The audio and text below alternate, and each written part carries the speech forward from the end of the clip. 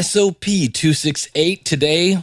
Now, let's be honest. I'm going to bore you to death with some legal talk about using music in your podcast.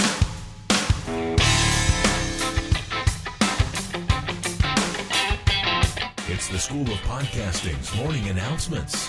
Here's Dave Jackson. Podcasting since 2005. I am your personal podcast coach, Dave Jackson, thanking you so very much for tuning in to the School of Podcasting's morning announcements. This is where we talk about all things podcasting, from planning it, which is really important, to producing it, to promoting it, which is almost doubly important. Everything podcasting, we talk about it here, and you can find out more about podcasting by joining me at theschoolofpodcasting.com. That's our website. You can email me, dave@schoolofpodcasting.com. You can call in your comments, courtesy of podcastvoicemail.com. That number, got a pen ready? Go ahead.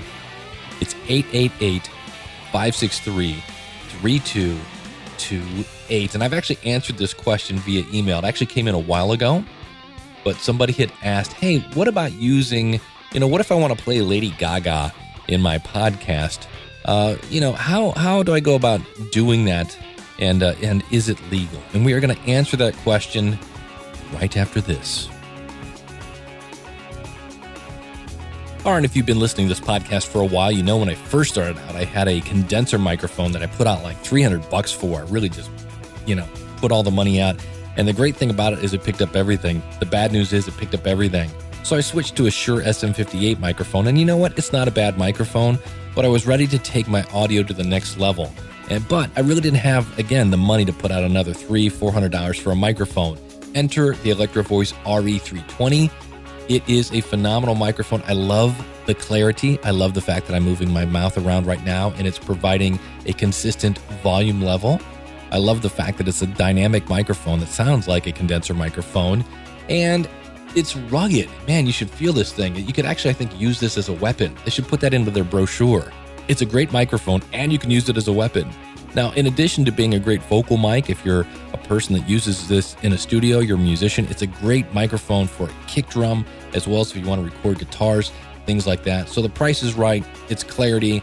I love the constant volume. I love the fact that it's rugged and it's going to be around. Now, if you want more information, you can go to electro-voice/RE320.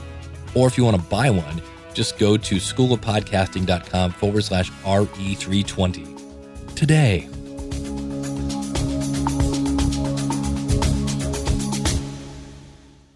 All right, if you go to schoolofpodcasting.com/268, that's where you can find, I have a links to the podcasting legal guide, and I was going to read you a bunch of stuff. It talks about different variations and the 4 factors that judges look at when it comes to determining if something has infringed upon copyright, if it's actually fair use, because there are things where you can, people think that if you do a disclaimer at the beginning that you're safe. If you say, hey, this music is from so-and-so, that's safe. That if it says a fair use is copying any protected material, such as text, sounds, images, for a limited and transformative purpose like criticizing, commenting, parodying, news reporting, in teaching the copyrighted work. Now, so in other words, if you do that with the music, if you're commenting on it, maybe, that some people say it might be fair use. Now, examples of fair use that may apply in podcasting. And again, this is from the Podcasting Legal Guide, which again, the lawyer that wrote it said you need to contact a lawyer. So this is where this is from. Don't say, well, I heard it on a podcast. You definitely want to look into this. But here's what she said. Example 1, a book group organized by a high school teacher podcasts its meetings. Okay, they discuss the J.D. Salinger's Catcher in the Rye. The members discuss the book, read short portions of it aloud, and criticize and comment on the author's style, the storylines, and like. The podcast is posted on the book group's blog site, which is hosted by the high school. The site includes no advertising and generates no revenue. Conclusion, this would likely be fair use. Example 2, a podcaster uses the copyrighted music of pianist George Winston for the intros and outros of their podcast that is about yoga and meditation. The podcast has nothing to do with commenting or critiquing the music played. Conclusion, this is likely not fair use. Example 3, a 10-minute podcast includes a group of music fans discussing a recent copyrighted article in Rolling Stone magazine about a new band. One fan reads 4 paragraphs of the 6-paragraph article and comments on its analysis of the band. Another fan plays a 1-minute segment of the band's copyrighted song, which is 2 minutes in length. The fan then discusses the music as it compares to the other music in the genre. The fans post the podcast on a fan website where advertising is sold, and the fans receive revenue for their podcast. Conclusion, the comment and the commenting, the criticism by the fans is in response to the article, and songs suggest a fair use.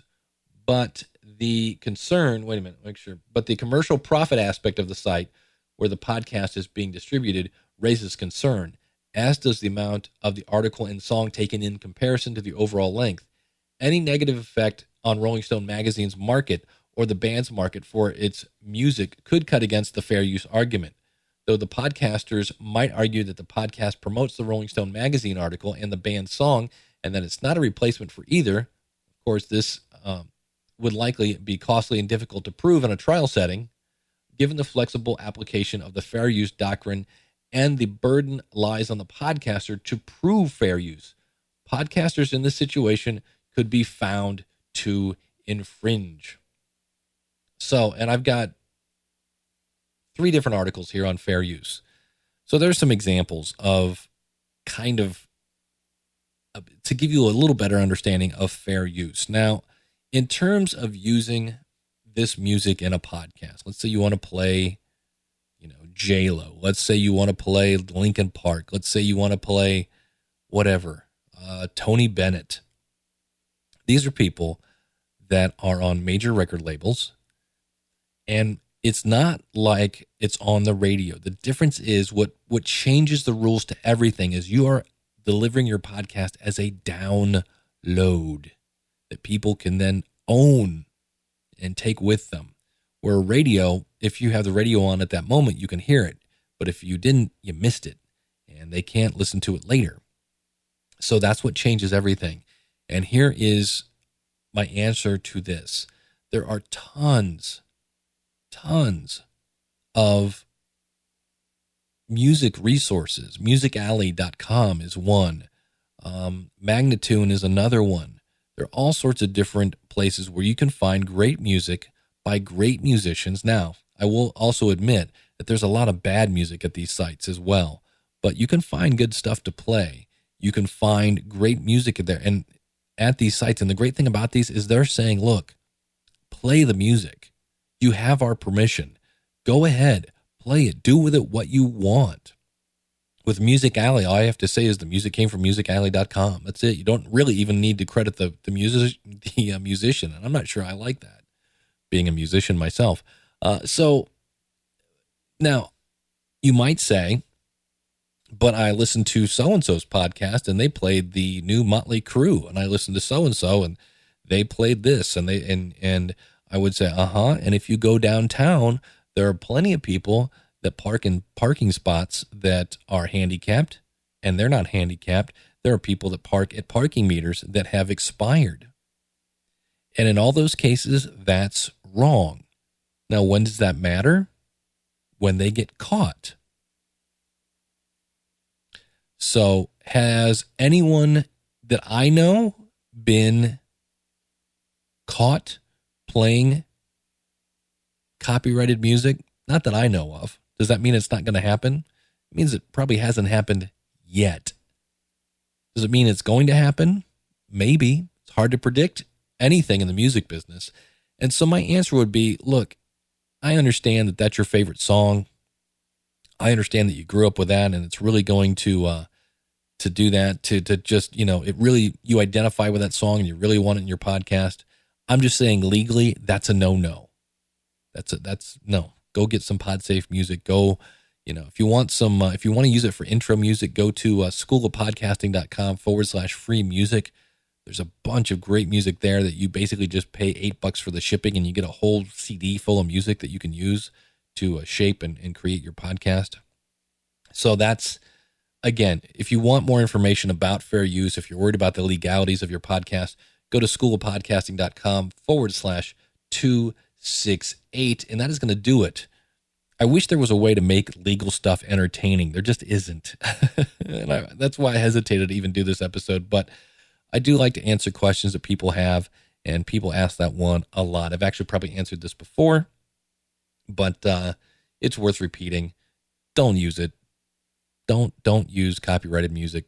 If you want to be safe, just realize if you do, you've and I'll be honest, I have put copyrighted music in some of my podcasts, and I know that someday down the road, somebody could listen to that episode and go, hey, you played whatever, Ozzy in the background there. Yeah, I know. And I could be in legal trouble for that. And at that point, I would kick myself and go, what was I thinking?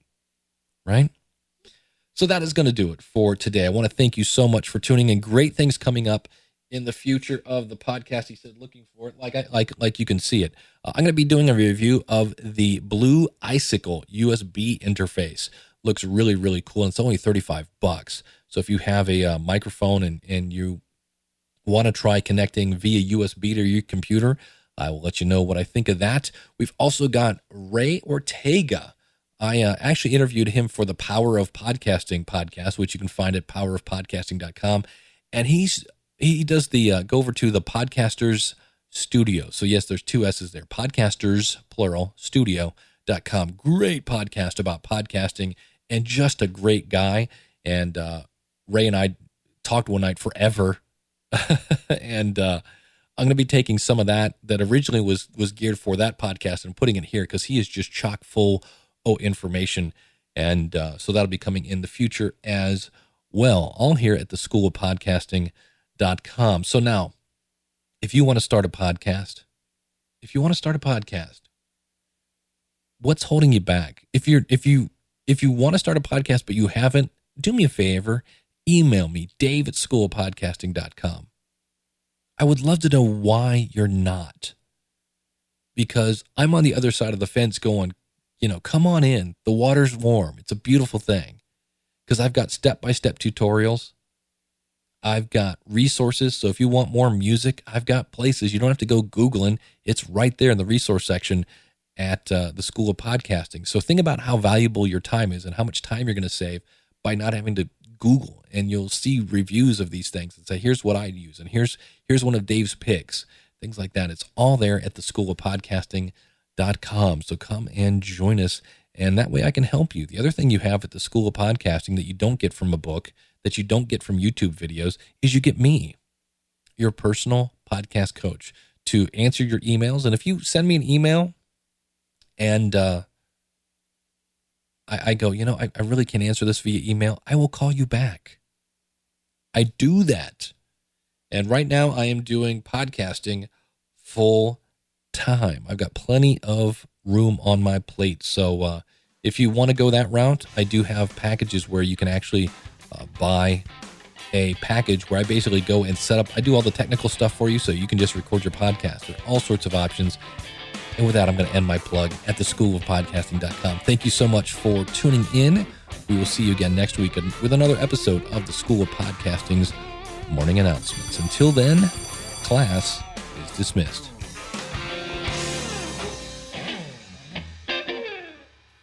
It's awesome. I love the fact that I'm moving my mouth around right now, and you really can't tell that I'm moving my head. So it creates a constant and solid. All right. Let's make some bullet points, because that's not going to work, my friends. That's why you don't improv. All right. So we got it's solid.